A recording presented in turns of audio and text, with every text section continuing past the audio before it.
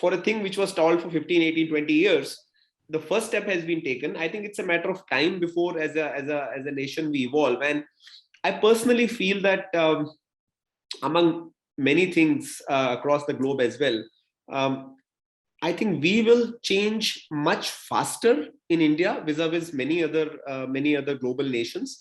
And the reason I feel positive about it is that education is by culture is so close to our heart as Indians, as parents, as kids. We all want our kids to be educated, etc.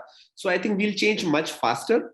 And in coming years, you will see the question you asked about pedagogy content gathering pace, because as of now, everybody is just chasing the volume and revenues and numbers. So once the storm settles, dust settles, then people will say, okay, how do we differentiate? Now we differentiate with pedagogy, content, etc., so that we can measure the impact.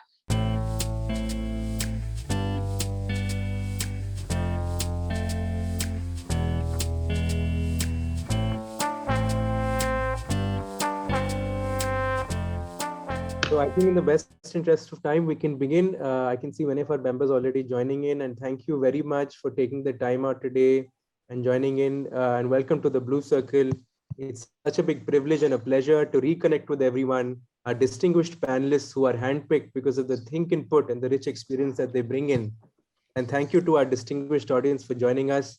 Most of you who are senior leaders, COC exos, and many of our members and repeat visitors to our webinars, which is very encouraging and motivates us to provide high levels of dialogue to the online channels as well.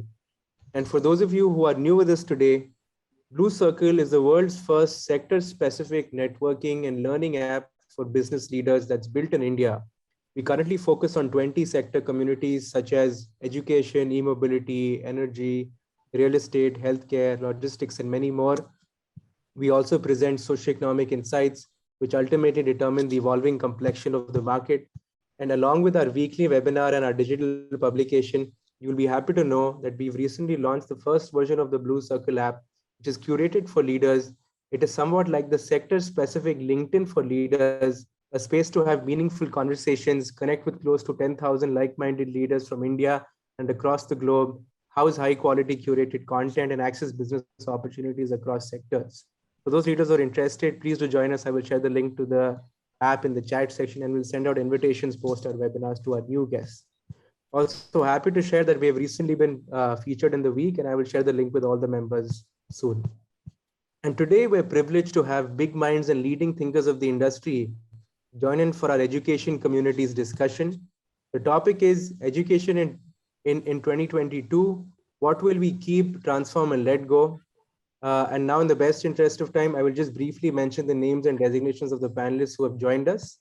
We have with us Mr. Aditya Malik, CEO and MD, Talent Edge, Mr. Anil Joshi, Founder and Managing Partner, Unicorn India Ventures, Mr. Shantanu Rooj, Founder and CEO, TeamLease Edtech, Dr. Vishal Talwar, Director, IMT Ghaziabad, and our chair and moderator for this session is Mr. Pavan Choudary, best-selling author, Chairman Blue Circle, lead investor, and sits on several other boards across the country in healthcare, education, and geopolitics. So welcome everyone, and thank you very much for joining in today. I now request Mr. Choudary to please chair and moderate the session, sir. Thank you very much, Siddharth. It's such a pleasure to be on board with such a fine panel here, a vibrant panel here. So let me perimeter the discussion by saying education has three goals: livelihood in life, which comes through the skill acquisition part, management technologies, techniques, health education, etc. Second is the enjoyment of life, which comes through social interfaces, learning to acquire social graces, social muscle. And third is understanding of life, which comes through the study of history, religion, philosophy, etc. For today's discussion, we will focus primarily on the first and a little bit on the second. The four legs on which education stands are curriculum, pedagogy, business model or capital, and regulations. And all these legs are in a stage of transformation. The changes are so great that the entire process of education is changing. The process of education, as you know, starts with admissions, delivery, then certification, and in higher education or vocational education, employment readiness. So this is the broad space in which we will talk today. And let us begin our talk by asking Dr. Vishal to come in on what are the changes that he's seeing in curriculum, pedagogy, capital or business model, and regulations. Let us begin with Dr. Vishal. Vishal. So thank you very much, Pavanji. It's a pleasure to be here. I think these changes that you talked about, whether that be in pedagogy, curriculum, capital, or even the regulations that have been happening for some time, whether it's at the same pace, who's leading and who's lagging, we still don't know. But the fact is that these changes have happened. COVID has just accelerated these changes. So, it's not too difficult to maybe observe possibly some of the, let's say, a lot of the organizations which may be beyond the purview of the regulatory system in a way, who have kind of spearheaded some of these changes, largely around volume-based interventions or immersions or certifications in the online space, further speeded up by what I would call as the COVID-related have to change scenario. A lot of the other changes have kind of remained a little unknown possibly, and we have to maybe look at some of the dynamic, some of the newer age, some of the possibly for the lack of a better word, private setups that have been coming in the last few years to be able to focus on certain things such as the learning, right, which remains paramount. So if I look at pedagogical techniques, how curriculum is delivered, how they're looking at the business model as well, I think you wouldn't have to go too far to be able to understand that there's a lot of change that is being brought about by certain, what I would call as a growing but a small segment of people within the purview of the regulations and outside the purview of the current education regulations. So whether we call it democratization of education, wherein a lot of people now have the choice. So the whole choice element has changed. That itself is driving a lot of pedagogical change, as well. Many times the focus possibly in schools or in higher education setups has been around, let's say, a lot of conceptual development. Many times that conceptual development possibly comes to naught simply because the expectations possibly from the industry or expectations from the consumers of this learning has automatically changed. So obviously the scholastic system or the education system has had to then modify themselves accordingly. Of course, the capital model, if you look at it from within the purview of the existing regulated educational system, that currently may not have changed as much, except for maybe one or two players here and there.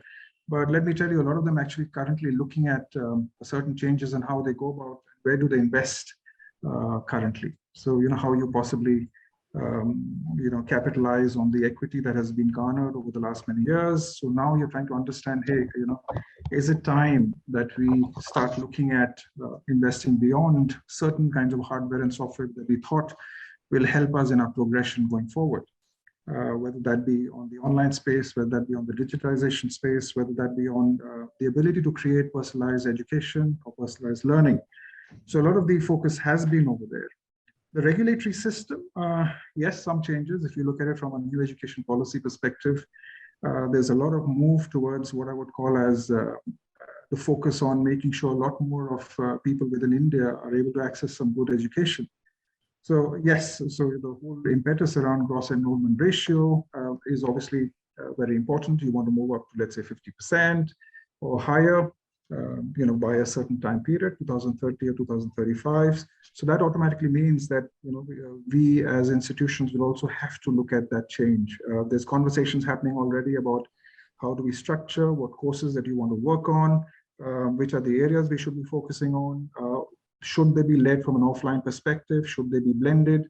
A lot of these things are being currently looked at as well. So I think a lot of change is already happening. A lot of this is leading to a lot of pressure on the existing systems, whether they are able to ensure that they are charging what they possibly used to. There's some pressure there because of the fact that if there is a lot of access to education that is consumed in different ways, your ability to charge a certain premium also comes under pressure. Now, to be able to sustain that premium, you then have to be able to offer something differentiated. What do you do over there? How do you align?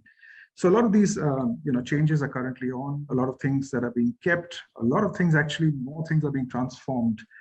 Some amount being let go, but I would imagine with a lot of resistance. So I think that's what the scenario is, at least from my perspective. Yeah, great. So aptly you have given a very broad outline of all the four legs of education which we spoke of. Let me come to Shantanu and ask him to develop this dialogue further. Curriculum in the world has changed often. Now it is changing faster. Pedagogy did not change. Maybe from the ancient Greek times, it was one person teaching a cohort of students at same time, same space. That is changing now.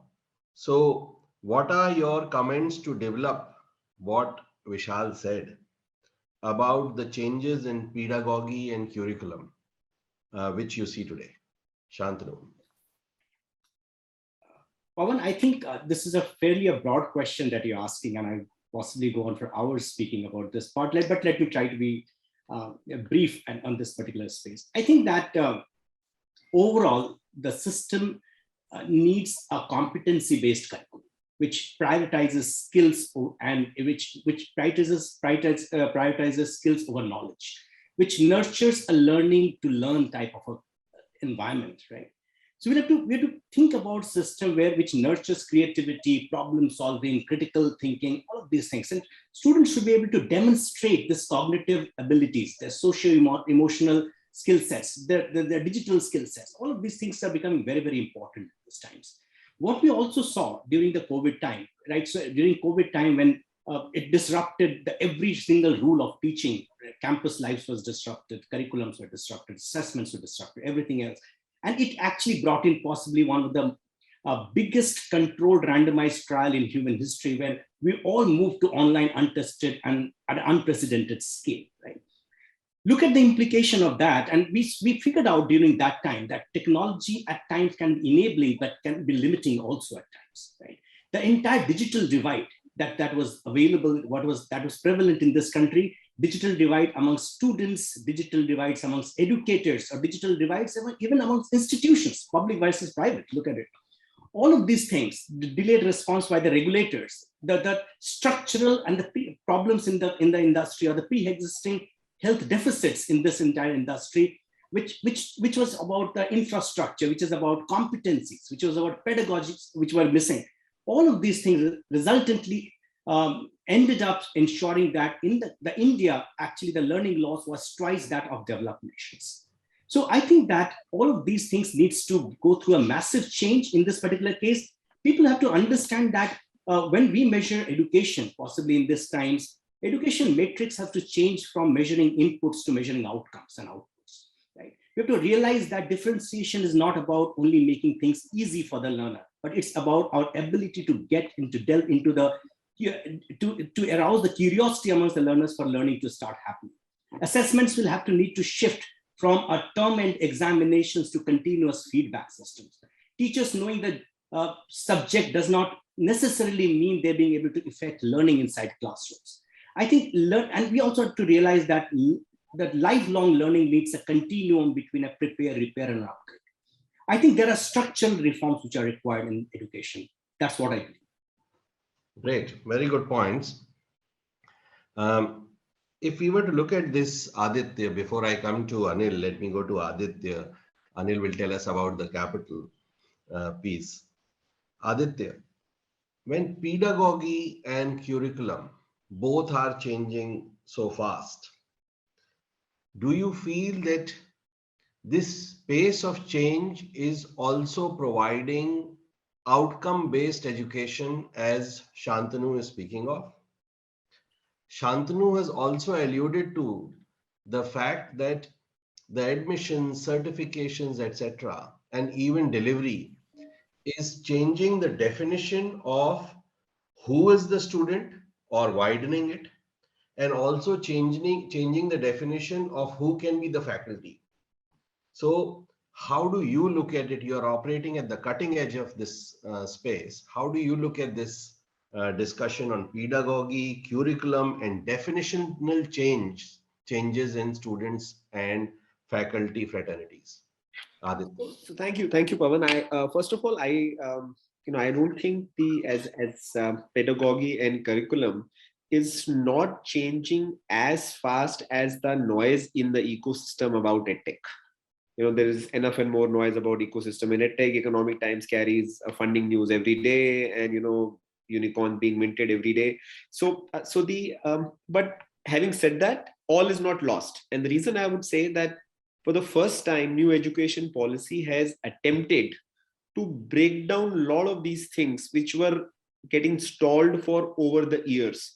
So small basic stuff like now students have ability to choose multiple subjects and kind of mix and match and learn both in college as well at school level. When I used to study, there were two streams. Parents used to say engineering kar lo ya medical kar lo, and then at the end of the day, agar aapko dono mein admission nahi mila, then you're good for nothing, right? That kind of stuff. So now things have obviously changed, where kids are used to say, okay, psychology will match psychology with economics, and then somebody is doing applied mathematics, etc. And in higher education space as well, new education policies allowing you to pick and choose subjects, bundle them, kind of modularize the education so that you are learning for knowledge and not just learning to gain a stamp which somewhere will get you a job or something like that. So while the first statement I made, we are slow in changing, that's a fact. At the same time, the change has begun. Now, for a thing which was stalled for 15, 18, 20 years, the first step has been taken. I think it's a matter of time before as a nation we evolve. And I personally feel that among many things across the globe as well, I think we will change much faster in India vis-a-vis many other global nations. And the reason I feel positive about it is that education is by culture is so close to our heart as Indians, as parents, as kids. We all want our kids to be educated, etc. So I think we'll change much faster.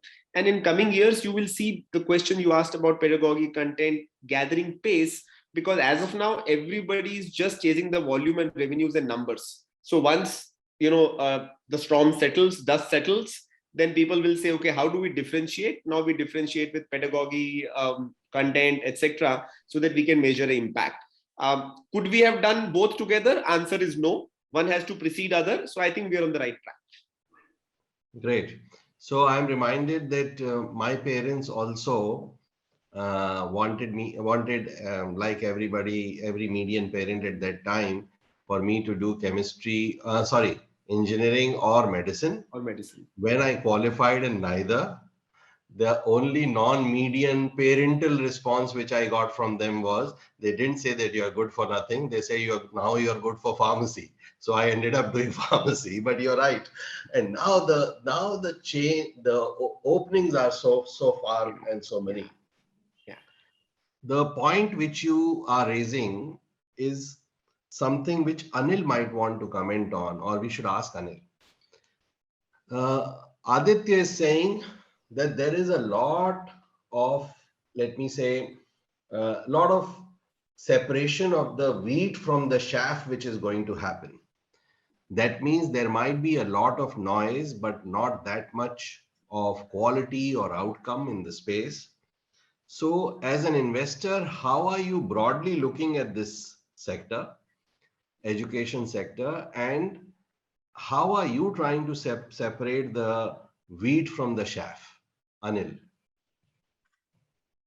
So I think first thing first that, education, as an investment opportunity has already been accepted.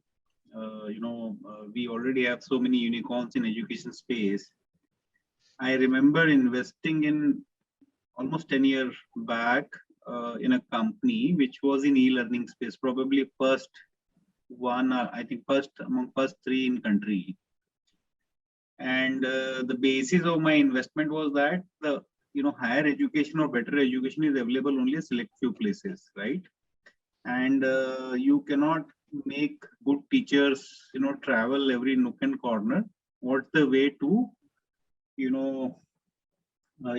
reach them, students who would like to have education from different variety of educationists? The way was online, and that's how I landed up investing in, which was not only evaluating, but also it was very personalized to the understanding level of a student, right? Adoptive platform was it. However, it was ahead of its time. It failed, not failed. I made decent money out of it last year.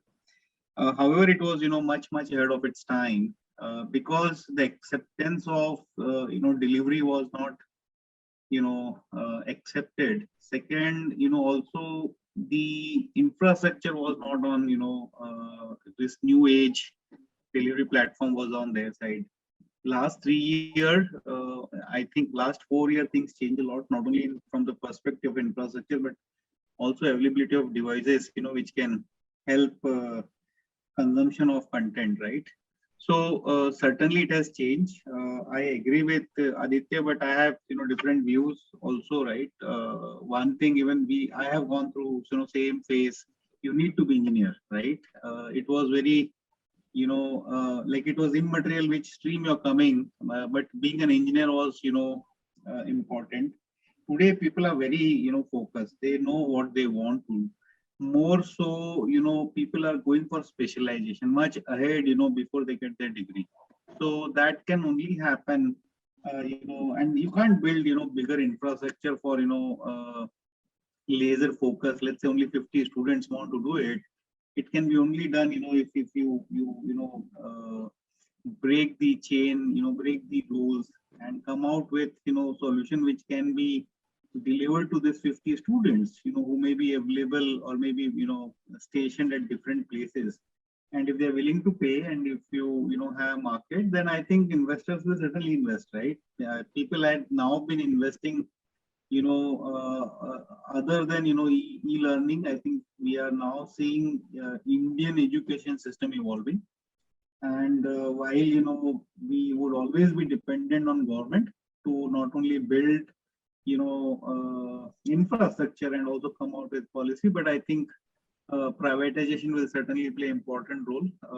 Like told by Shantanu, learning, unlearning, would continue, right? What I learned 20 years back, I have to, unlearn a lot of things to get into this business, right? What I learned, doesn't help me. I need to continuously upgrade myself, and that can only happen, if we have, other formats, built, and if that's the demand, then investors will be always happy to invest, in platform which not only help, scaling, but also help improvising the quality. I think I'm expecting lot development happening, not only in terms of infrastructure, format, delivery, content, but also from investor perspective. Education will be one of the happening thing at least for decade plus. It's interesting you say that, though, and as what I've heard from some industrialists who are, or businessmen who are in education or in healthcare, they say that traditionally our country, maybe centuries ago, used to have these two streams funded by those businessmen who were doing very well in other sectors, and an outflow of their target, overflow of their target, of their profits used to come into these two sectors as a service to the public. However, now education and healthcare have become solo professions which these business or solo lines which these businessmen pursue. So they need profits from there. So is our educational regulatory structure, Vishal, is it ready to accommodate unequivocally the wishes for profits from an educationist in the traditional space? That means school, college, management education space. First point. And the second point, what Aditya and Anil have both said, that students are much more, let me say, selective now, rather than having just medicine or engineering. They are going for various unheard of combinations like psychology and mathematics, etc. Are they doing it with their eyes open because of the wide assistance and the wise exposure which they are getting more of than what we got at our time? Or that is also some kind of a herd walk, Vishal? Thanks. I think that's quite a, in my opinion, a loaded question, which has many different ways to address it. So one of the things that I'll quickly address is, this whole idea of regulation, and I kind of link it up to the new education policy. Of course, the new education policy, one side is all the volume, the fact that we want more and more people in India to be, going through a certain standard of education. On the other side, you will get a hint of a lot of customization that they're trying to build in, right? So you can design your degrees, you can go here or there, you can bank your credits, you can then move on to another place and then carry on with education. You can do 3-year degrees, you can do 4-year degrees. So obviously, there's some semblance of addressing the choice element here. And at the same time, not only addressing the choice element or informed choice element, but also remember, a lot of the younger people who, the ones who are mentored and guided, absolutely fine. They can choose what they would like to choose. But remember, many times, it is also about what you just briefly mentioned as the herd orientation. Or, you want to do something in a rebellious orientation. I want to get pick and choose what I would like because I feel like doing it. Whether it is structured, whether it leads to a career of sort or many careers, because that's what we'll have as we go forward into the future. I think those things need to be addressed. So I think regulation needs to start looking at the nitty-gritties of how this will be implemented. I think that's fundamentally very, very important. On the other side, you would notice that tech-driven startups, tech-driven education, tech-driven pedagogies, or the way we interact or intervene, a lot of them are trying to answer something that has been missing. Let's say if you look at a university that has 50,000 people, right? So what has been missing is the personalization of the education, right? What has been missing is the ability to understand one-to-one, what does this student want? What are the gaps? Where should I take this particular student? How do you move on with them over a period of time? So I think, the policies or the regulations have to be able to address the masses, but at the same time has to be also able to address, how and when and whether the learning is happening or not. That's where the outcomes possibly comes in. At the same time, I think you would notice that a lot of the growth around tech-driven, learning or business models is happening around, outside the purview of a certain regulation system. So I think the long and short of it is that the regulatory systems will also have to work along with setups, both private as well as public, within the regulated space, to co-creatively work on what is required next. Which are the areas that you can work on? What are the elements that you should very quickly adapt? Have to be obviously factor that in so that a lot of the regulated systems also are able to move at the pace that they would like to move.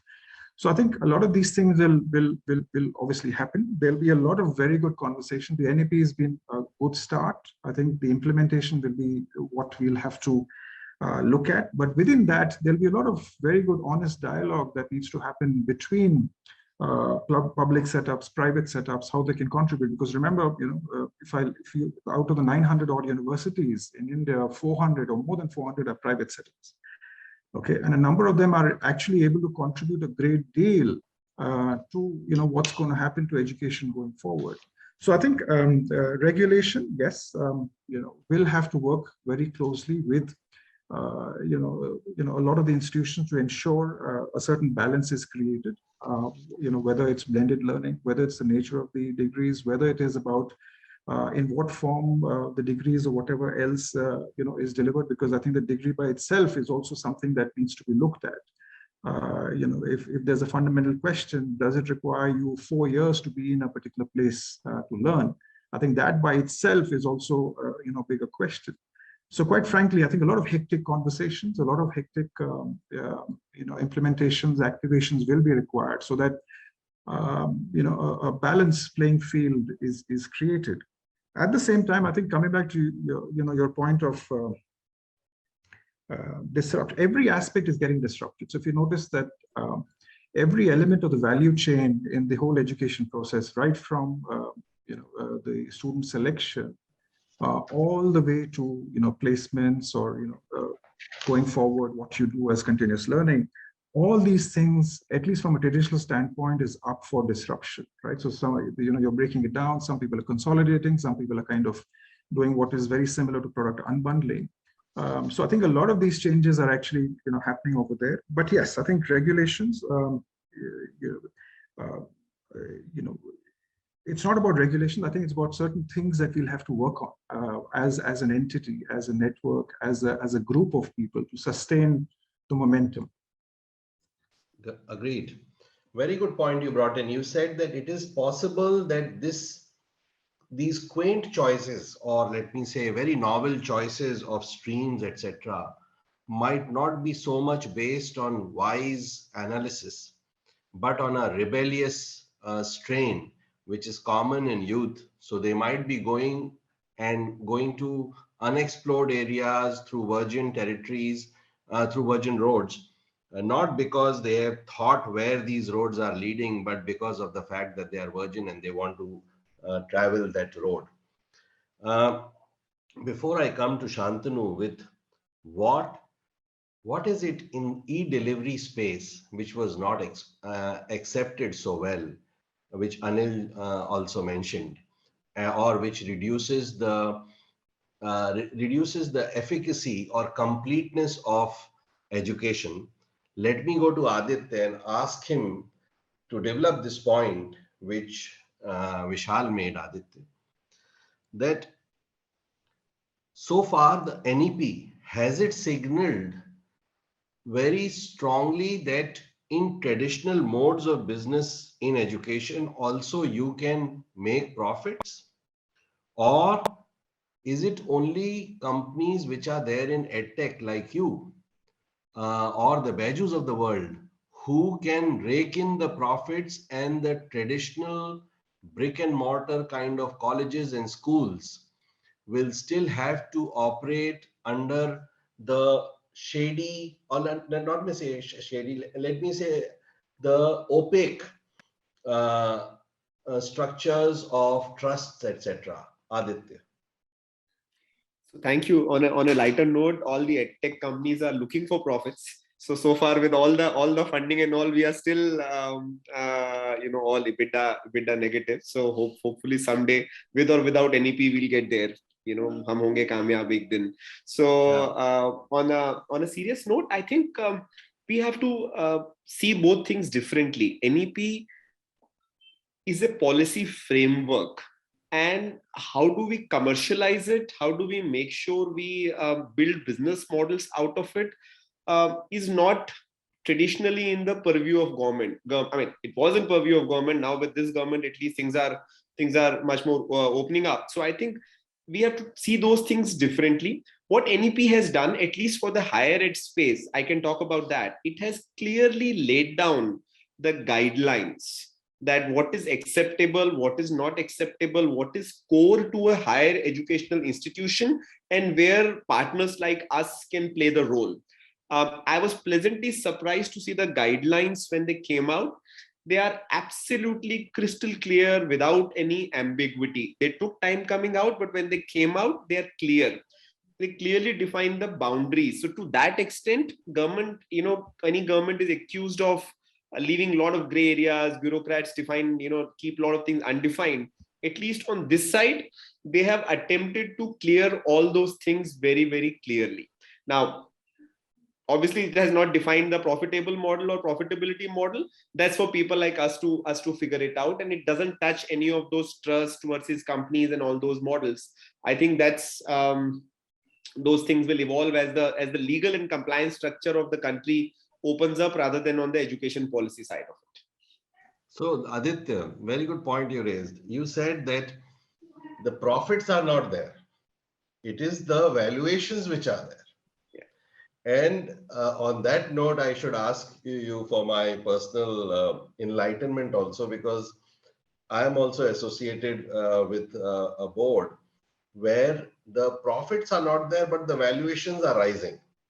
And some people who are hearing this might be able to understand who I'm talking about. So how do you respond to this? Is it very important that ultimately sales is vanity, profits is sanity, and collections is reality? Or there can be valuation after valuation, layered valuation setup like what WhatsApp, etc. have seen, that can continue? Are those exceptions?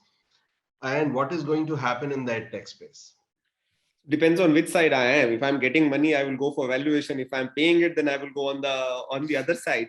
But on a serious note, I think Edtech sector, since there's a lot of infrastructure being developed by Edtech companies, a lot of groundwork being done, a lot of education being done as of now in terms of spreading it. So I think personally, I feel profits will follow. Unit economics will get positive over a period of time. The challenging thing there is that they will come only with scale, as people talk of Amazon or a Flipkart or any other e-commerce venture as well. And Edtech is no different towards any of those. I think it will come with scale. The only question which remains to be answered is what scale that will be, because it's a moving point as of now. So personally, I feel it will definitely come, because if it doesn't come someday, questions would be asked and a lot of companies would be out of business. But I don't think anybody has an answer at what scale. Okay, very good point.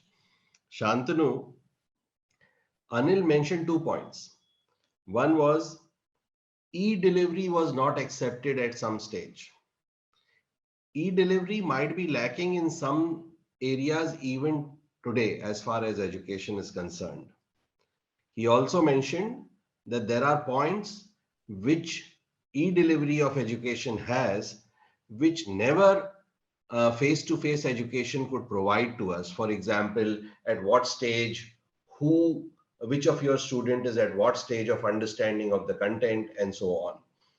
So what are the points which go against e-delivery as compared to face-to-face interaction, and where does the balance right now rest in education? Yeah. Shantanu. So Pavan, if you see, online learning is not a panacea to all problems. We need to understand that. It has got its relevance. It has got its role to play. Right? The challenges that happen because the prestige problem with online learning, or the learning loss that started happening, actually happened because of few reasons. One is that there was a pedagogical challenge. The educators, when they moved from an offline classroom to an online classroom, they just started replicating whatever they did in a physical classroom in an online. That doesn't work. The pedagogy in a teaching in an online world is very, very different from that of a physical world, where we have a smaller cohort of 30 kids sitting inside in the classroom where you face each one of them. Number two is that there was a challenge of competence. People did not know how to use the tools properly. Right? So there are various ways to personalize education. Online learning definitely brings multiple advantages with them. One is the ability to handle scale, ability to reduce the cost of delivery. ability to democratize education the way Anil spoke about at the time. The best of the teachers could be made available to everybody there. It's the ability to personalize education to the motivations of the learner. All of these things are an advantages, but definitely if you start fitting in online learning as a solution to all problems, that doesn't work for sure, right? You can't be possibly doing even vocational training, which even during the shutdown times, a lot of people tried that, trying to teach vocational learning along with a screen. That doesn't work. Or in case you don't have the right infrastructure, if you're teaching, for example, computing sciences, you do not have access to a virtual laboratory, I do not know how you will do practicals. So I think, but if you use the online tools well, if you build the competencies amongst people, start investing in the content and use the right type of pedagogy, I think online learning can do a lot of benefits to the world of education. Having said that, I think, but overall, I also believe that the future of education is unknowable. Is it going to be physical classrooms or online? Is it text or multimedia? Is it degrees or degrees with apprenticeships? Is it study and work or continued education?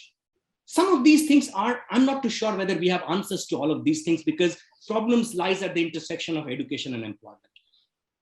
We believe that, and I also was listening to the interesting conversation that you're having with Vishal, and Aditya also commented on the regulatory stuff which is happening there, which I agree to. I mean, India has been held back by regulatory cholesterol quite some time.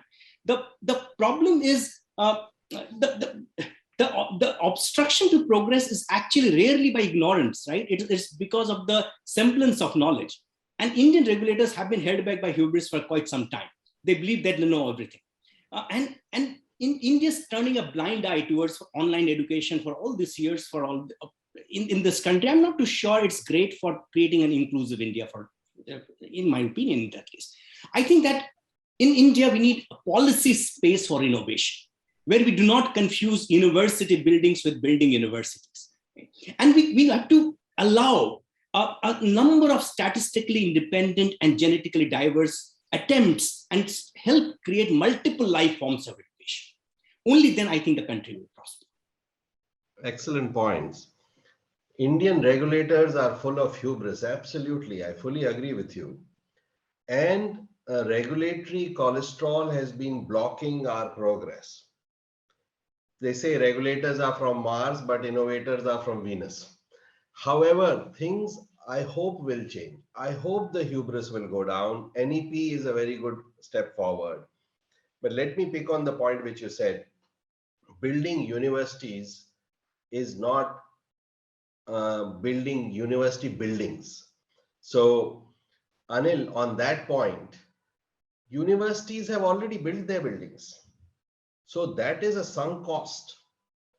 Do you not feel that such a huge sunk cost in campuses, etc., might tempt existing businessmen to not take up the digital route as rigorously as they might feel it deserves to be taken?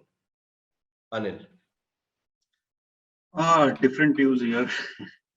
I partially agree with Shantanu and Aditya. See, the profitability is important, right? No business can sustain, no activity can sustain if it's not self-sustaining, right? Even a tree would fall if roots are not strong enough. So the problem is that at one point we are talking about quality, and at the same time policies are made for quantity, right? I'm surprised to see some political campaign where it says education free for all. I don't know what we're talking about, what kind of country we want to build. It should be there for all, but not free, right? If it is free, then you don't want to pay your teachers, you don't want to build infrastructure, and then I say I provided education free. I think a lot has to be done. I still remember I attended one event, as we have so many states trying to attract investments in their state, and they go outside India, and they also travel several other states. And this is almost around 20 years back. A lot of people were asking the then chief minister what kind of incentives you will be providing, and I was amazed to hear the answer. He said, no, I'm not going to give you any incentive. I'm not going to give you any subsidy. I'm not going to give you any tax break, but I'll ensure that I'll provide you best of infrastructure. I'll ensure that I'll provide you connectivity to your unit. I'll ensure that you have water supply. I'll ensure that you have electricity supply 24/7. And I'll ensure that you have infrastructure which helps you do business, right? If you create infrastructure, I think the rest will follow in place. If I provide four walls and if it doesn't have, sitting capacity, if it doesn't have, right kind of environment, I don't think, we can teach anything. So it's two different things. I think government, should focus on building policies, focus on building infrastructure, and then rest, allow people to, build around it. I'm sure, we will find, people. It's a huge cost, right? We're talking about building country, right? I was reading, which says that almost 50,000 crore of forex is going outside because many students are going outside India, right? It's not only brain drain, but you can imagine 50,000 crore is not small sum. And this is going because, probably there are students who are not finding, their choice of, curriculum in India. They're not finding, choice of their subject in India. They're not finding, admission to, their choice of streams. And that's leading, not only, drain of capital, but also drain of brain, right? So in my view, this will evolve. I don't know how many of you, watch TV or, see news. One of very interesting ad nowadays I'm watching, that guy lands up in airports. I think they're showing Heathrow or something. And they say, oh, you are also there, what are you doing in UK, right? Are you there for vacation? And he says, no, I joined your company. And, he's talking about promotion, not from, I think they're comparing between, known university and unknown, which, Shantanu was also referring to.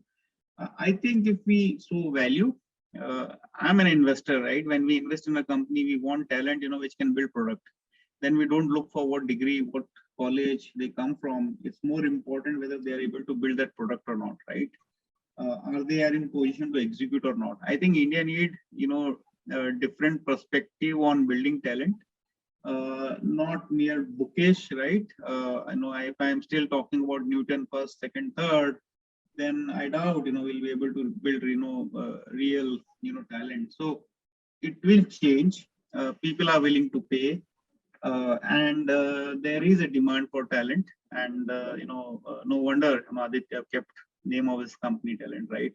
Aditya can tell full name, but sir, trust me, policy makers should focus on building infrastructure, come out with policy which give level playing, not only for giving basic education, but also to impart good education, right?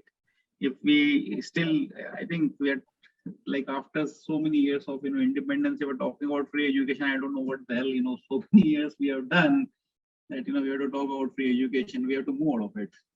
Otherwise, we'll let two separate stream and they will run parallelly. Correct. Let me come to Dr. Vishal.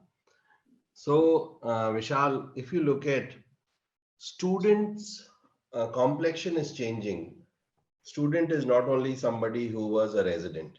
He can be anybody, and he might even ask for a degree from you tomorrow, sitting remotely.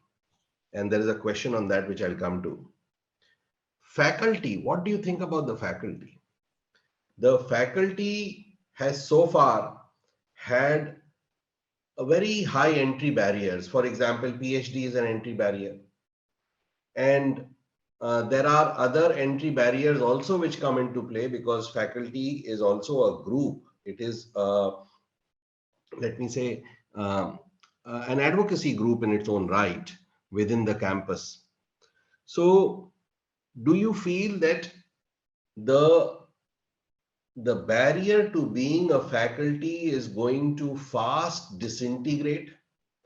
We have people like Khan sir and all. I don't know if you have seen Khan sir. This is a young gentleman who speaks in Hindi, gives excellent educative talks, and they are very entertaining also. And the social space, which many a time the e-learning mode is supposed to ignore, or e-learning mode they say is not very socially warm, that warmth is provided through his style. He has a vocabulary also which makes you chuckle and makes you relate to him. It might not be the most parliamentary of words that he is using. So what is happening on the faculty space, Vishal? So I think on the faculty space, there's a lot that could possibly be done. I think what's happening from let's say from a higher education system perspective, certain requirements obviously being created. Now, largely these requirements around the fact that if you have to be, let's say, recruited full-time as an assistant professor, then associate or whatever, you have to have possibly a doctorate, right? Now, I think that by itself does work a great deal in many settings. But sometimes what, fundamentally, let's say, look at particular spaces, let's possibly look at management or management allied areas. A lot of the good input does come from conceptually strong ability to hold classes, design proper curriculums, having that doctorate training, having teacher training. But at the same time, the industry connectedness element, can possibly be provided by people who may not necessarily be from the purview of, let's say, the doctoral systems, right?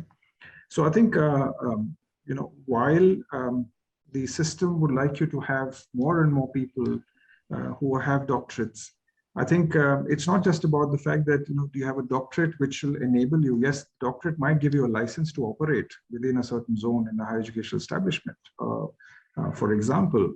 But that alone may not suffice to provide the right level of learning experience in the classroom, right? So I think a lot of the people come along from very good places, good input, a lot of good mentoring, supervision from great PhD supervisors.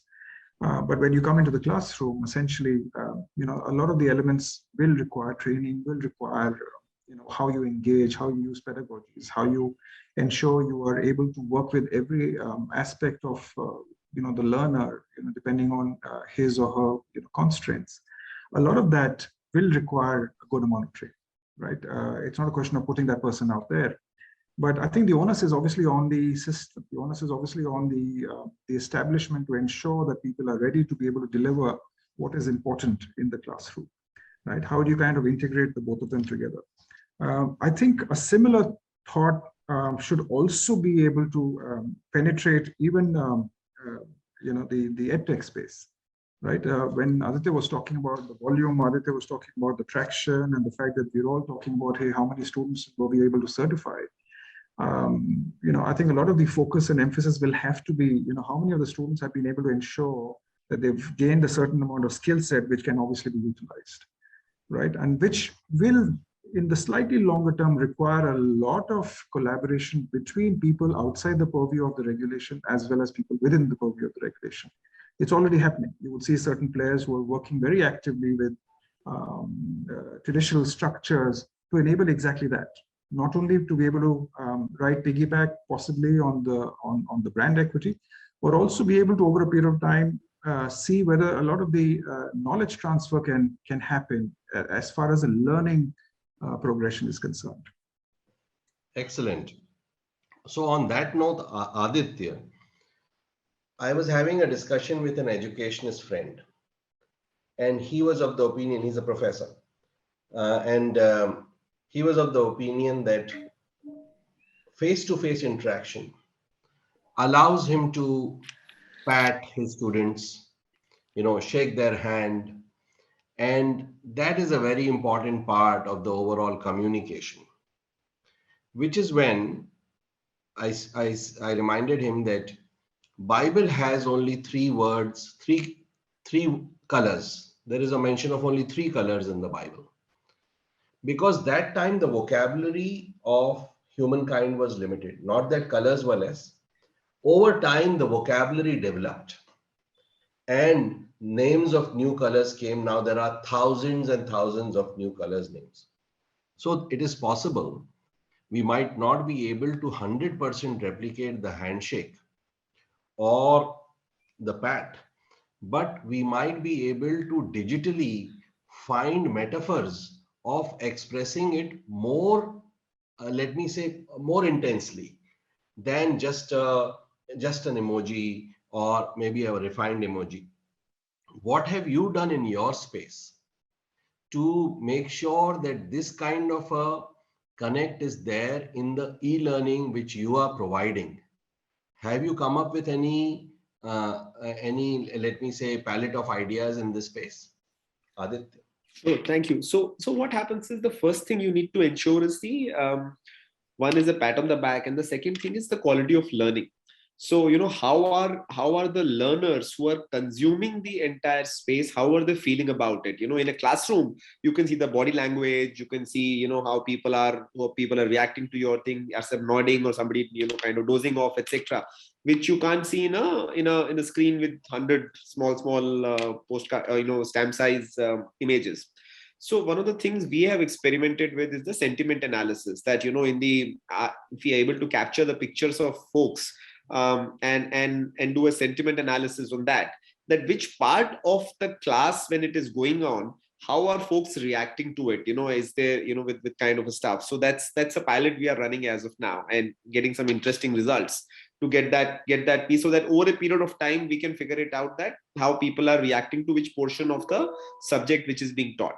Second, what we are trying to do is that, and we have done already, not trying to do, is that when somebody is learning on their own pace, which screen or which portion they are spending more time on, which portion they are getting back on, etc. So those kind of data analytics we have built on the platform to give us information which can be given to the instructor to kind of make sure that he or she focuses on certain areas very well. Having said that, running an edtech company, I'm still a firm believer that there has to be the future is blended and not completely online. There has to be some amount of handshake between the face-to-face one and an online one. Just because Zomato and Swiggy are doing well, that has not moved all of us away from dining out. We still prefer going to a restaurant, eating out, spending time with each other, just not ordering at home because it's easy and convenient. So I feel future edtech companies, apart from the analytics and various models to engage with the students, the models will evolve at scale where you can run blended operations, because I feel that's where the future lies. Okay, great points. Very, very good point. And let me now come to the questions for want of time. Let me take the first question to Shantanu. This is coming from Geeta Verma, an independent associate. How can we bring transformation in the education sector to bridge the gap between the real world and the way we teach the students? Can the approach be more of adult learning style? Shantanu. So it's true, Pavan, that today's youth are tired of degrees that do not fetch them the jobs, and as well as the employers are tired of employees who can't demonstrate skills. The world of work, the world of organizations is changing extremely fast around us, right? So this time it's not a technology shift, it's a business shift which is happening. Large number of organizations, sectors, industries are all shifting towards digitalization. Business models are shifting there. The second thing that's happening this time during this shift also, Pavan, is the fact that it's not only one technology. In the earlier shifts, what happened is it was either mainframe, client servers, internet, one technology which drove the shift. This time there is a confluence of technologies. This time it's AI, ML, data science, cybersecurity, IoT, AR, VR. There are multiple technologies. There are multiple technologies. What I'm coming to here is the fact that world is shifting from a 20-20-20 model of education to a lifelong learning. Continuous learning, continuous scaling is becoming extremely important. In a world where Google knows everything, there's no premium for knowing anything. And the previous question that you were asking, Vishal, I would like to add to that fact that the entire regulations around educators today, even if Vishal wants to hire some of the best corporate trainers in his institution, he will not be able to do that because UGC's regulation for minimum qualification of teachers holds him back from recruiting someone who's either not a PhD or doesn't have a 15 years of training experience, for example. But in a world, but in our opinion, The future of education is something which is always on the go, online, on site, on the job, crowdsourced, multimodal, gamified. It's something which is going to be all around us. We are also seeing the emergence of the employed learner, where learning is continuous. Learning doesn't stop at any point in time. With all of this put together, I think in future, there will be multiple life forms of education. Each one will have a role to play. Institutions and universities will have a role to play. Educational platforms will have a different role to play. And I think, but slowly, I think universities, institutions, and all of these have to start thinking about focusing towards a purpose, start balancing cost, quality, and scale, and start creating meritocratic cultures where there's a hope of rising and a fear of falling. I think these changes have to start happening all around us, and we are going to see a new dawn of education. Very well spoken. The whole flavors are coming out of education, and the dish which will come forward is in adult learning will be quite, let me say, varied as compared to what we have seen so far. Coming to the next question, set of questions from Anand Natarajan. Let me ask Vishal this. So Anand Natarajan is asking two things. When do you feel online higher education be the new normal, and why? So Vishal. And the other point which he's making is related to the point which we discussed, that MSCs and PhD holders and their experience should not be the entry barrier for having a professor's position. The professor's position should go to somebody who can teach well. And but I think on that there is a broad agreement. So when do you think that the online, what will be the pace of higher education degree programs getting available online? Let me rephrase that. Vishal. So I think in some ways it's it's already there, right? You would notice that the number of players in the market who are actually offering you gateways, right? So you might do a certification in India, and then you land up, in the next year you get possibly an MBA in another location, from another place sitting at home. At the same time, so this model is a little different to, let's say, and of course at a more economical price. This model, of course, is a little different to another model, which is a gateway, but that gateway essentially is capitalizing on arbitrage, which is the fact that you sit in India, you for 1 or 2 years you're studying here, and then you go on to that particular university, your credit transfers happen, right? So the online this online system is happening. This online higher education, this form is being consumed, right? Not at the scale yet as what possibly the investors may want, but I think it's already happened. What will possibly build this up further or give more traction will be the acceptance side. Now, when the acceptance comes from the industry, the acceptance comes from the regulatory system, the acceptance comes from inter-country, whatever, dialogue, a lot of these things will then enable a little bit more demand for this. Having said that, I think the quality of education will also enable, right? So I think this piece of online higher education will happen. A certain set of educational institutions of a certain category, possibly, or of having a certain NAC status, are in any way able to do this, right? So you can actually offer completely online degrees if you cross certain hoops, right? From a regulatory standpoint or from a quality assurance standpoint, whether it's input-based, whether it's outcome-based, whatever it is, but there is a certain regulatory system that enables that to happen, right? So I think it's already there. It will coexist up to a certain extent. I remember another avatar. It used to be 20, 25 years back. A lot of these universities from abroad did set up,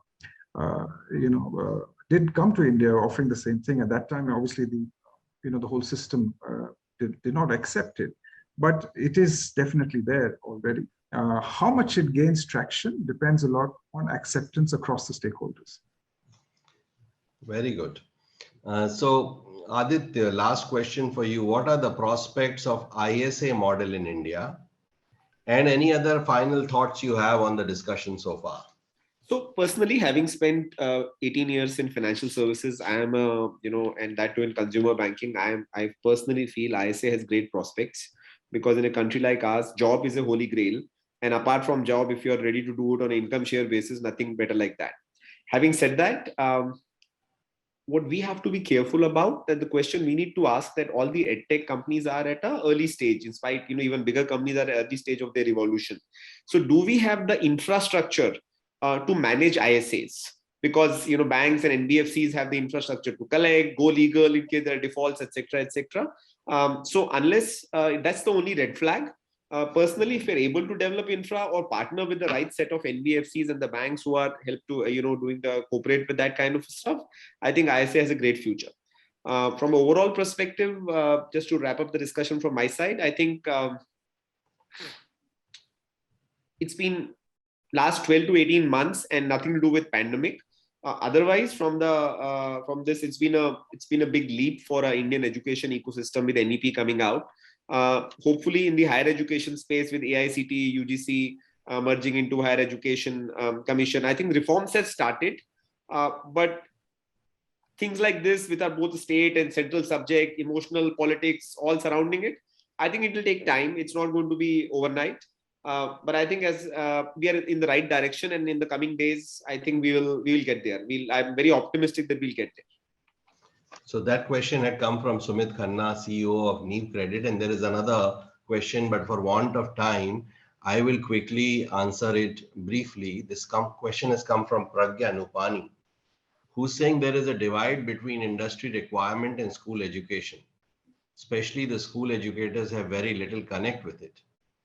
Is there, very little connect with it. Oh, there are some more questions. Anything? So basically, I think we are converging on the point that, and on this, I would like to bring in a gentleman we recently had on our in a fireside chat, Dr. Soumitra Datta. Soumitra is the Dean of Johnson School of Management in Cornell University, an Ivy League institute. And I was asking him, how do you ensure that there is a strong industry connect? He said, we don't have to do much in that space. Our entire board is constituted of alumni. So it is not the faculty who's sitting on the board or the administrators who are sitting on the board. It is the alumni who are sitting on the board. So they drive that interaction for us. Which brings us to another point, that the alumni of digital educational institutes, how fast will they form and how strongly will they bond is another question, but we will keep those questions and others for another time. It was great interacting with this panel and very good questions came. So thank you very much.